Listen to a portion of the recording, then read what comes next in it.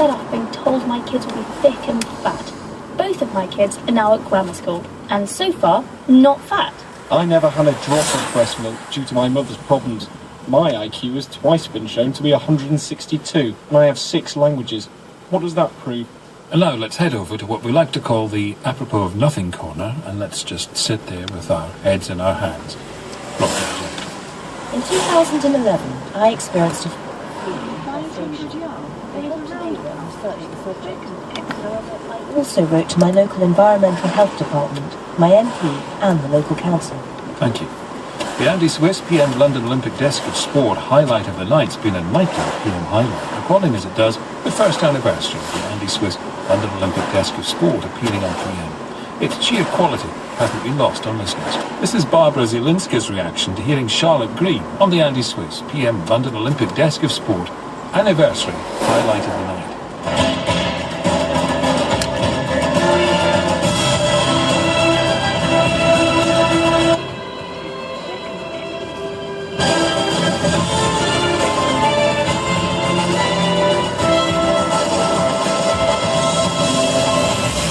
What a treat.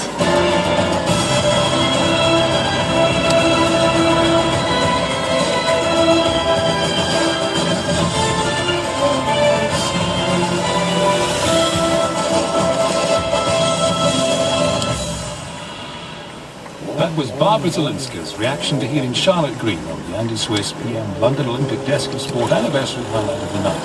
And now, Tim Bloxon's verdict on the Andy Swiss PM London Olympic Desk of Sport.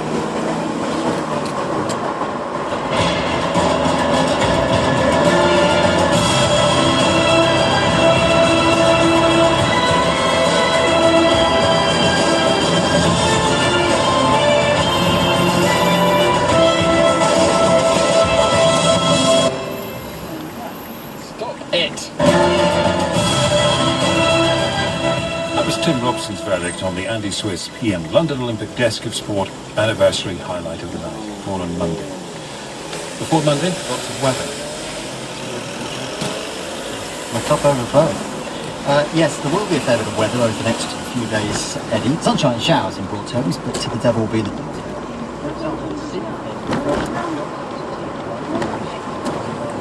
For a few of us, though, it is pouring with rain. There are lines of showers up and down the UK, so unfortunately for a few souls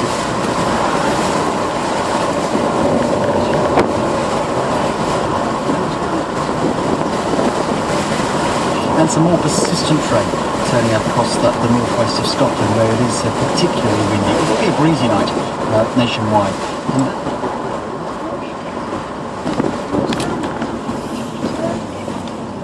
To mid-teens. So Saturday dawns bright and breezy, and for many of us it'll stay that way throughout the day. Good deal of sunshine across the board really, but once more there will be showers from the word go across the western areas through the day. Once more will be very hit and miss. If you catch one though, you'll know all about it. And still some persistent rain for a time across the northwest of Scotland, but that'll tend to break up into showers. Still very windy across this neck of the woods. Temperatures high teens, low 20s. That'll be fairly typical through Saturday afternoon across the UK, which is about what you should expect. On into Sunday, again, some sunshine.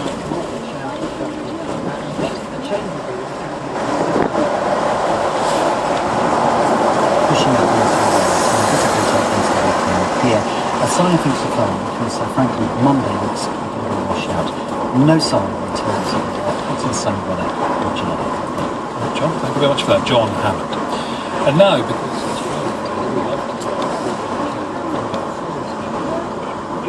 of Paddy O'Connell with news of Sunday's broadcast.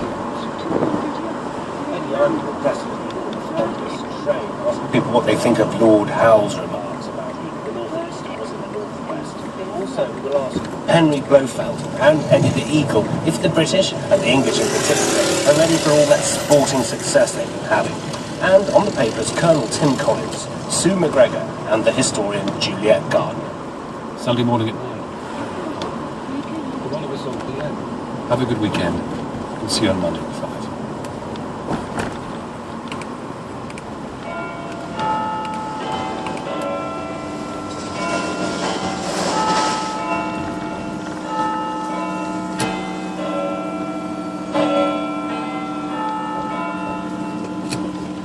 BBC News at 6 o'clock. This is Neil Sleet. Good evening.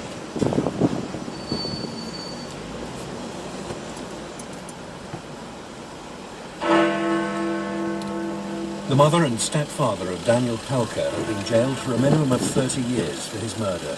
The judge said the pair had carried out a campaign of incomprehensible brutality and had shown not a shred of remorse. 2 African observer groups have given positive assessments of the way the elections in Zimbabwe have been carried out, despite opposition claims there's been widespread fraud. The Equality and Human Rights Commission is to investigate whether recent immigration raids have breached race laws. The chief executive of Royal Mail has agreed to return £250,000 she was paid to help buy a house. It's emerged that the business secretary, Vince Cable, opposed the payment. An energy company has begun drilling for oil at a site in West Sussex, which has been targeted by protesters campaigning against fracking. The mother and stepfather of Daniel Pelker have been sentenced to life for his murder and told they must each serve a minimum of 30 years in prison. Daniel, who was 4.5 when he was killed in March last year, had been tormented, beaten and systematically starved for months by Magdalena Woodchak and her partner Marius Krzyżołek at their home in Coventry. He became so hungry that he tried to take food from children's packed lunches at school and resorted to scavenging from rubbish bins near his home. The judge said the pair had meted out incomprehensible brutality and not shown a single shred of remorse. Our correspondent Jane Peel reports from Birmingham Crown Court. The judge, Mrs. Justice, said the facts of this case were deeply shocking and disturbing. The trial had revealed harrowing details of the unimaginable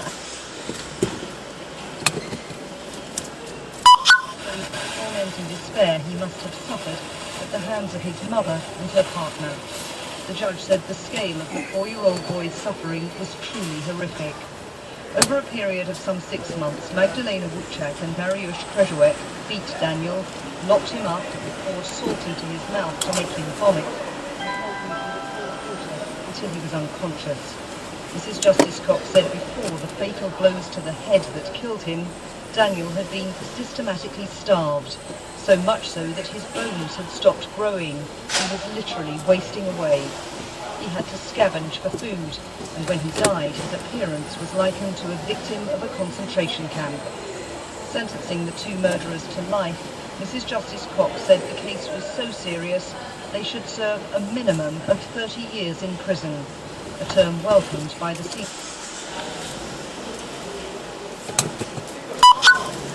has been considered very carefully by the judge. It's a significant campaign of physical abuse and mental anguish that they've waged against him over a period of months. People, I suppose, would use the phrase a campaign of torture.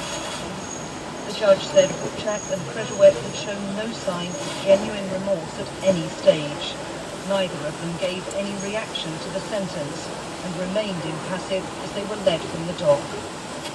Expert medical witnesses expressed shock at the condition of Daniel's emaciated body, saying the degree of starvation he'd suffered was unprecedented in this country. She told the couple they'd breached their position of trust as the parents of a small child, who'd be entitled to their protection, their love and their care.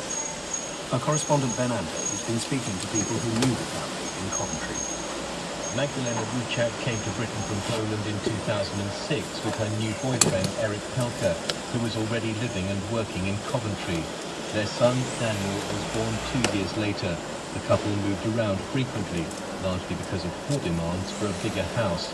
Their relationship ended when she had an affair. It was then that she met Mariusz Krzyżołek, a man neighbours say had a violent temper. Grzegorz Lukasik worked with Krzyżołek in a car parts factory in Coventry, and they would chat during work breaks. He told a lot of things about Daniel, that Daniel was naughty boy and Daniel is autistic. I can't beat him because he's autistic and he can't complain.